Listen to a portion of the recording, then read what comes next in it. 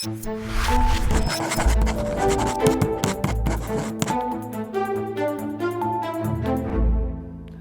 Friday, the Trump administration greenlit the sale of a device that allows a semi-automatic rifle to essentially become an assault weapon.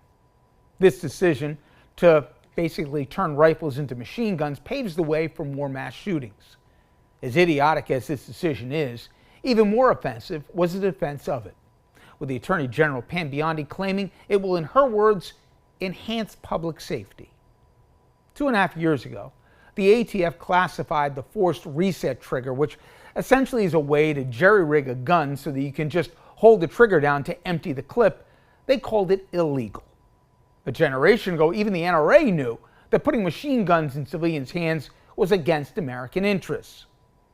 While the limits of the Second Amendment have always been hotly debated, few people until recently argued that the founders intended Joe Schmo to strap on an AR-15, let alone carry one out in public, anonymously and without a background check. The data, my friends, is indisputable.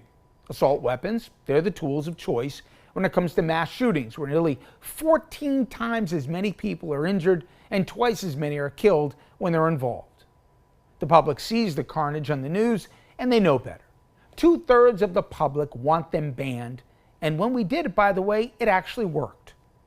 When the ban was in effect for 10 years, shooting fatalities were 70 times less likely than when the ban expired. 70 times. In the aftermath, mass shootings in which 6 people or more were killed increased by nearly 350%.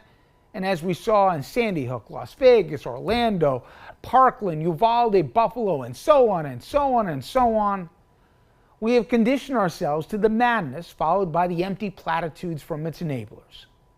Friday, the Department of Justice just ensured more machine guns will flood our communities. It's pretty clear they, with Trump's direction, value the NRA's blessing more than our safety. So please remember that next time when there's a tragedy and they tell America it's too soon to talk about the avoidable violence, and offer those thoughts and prayers.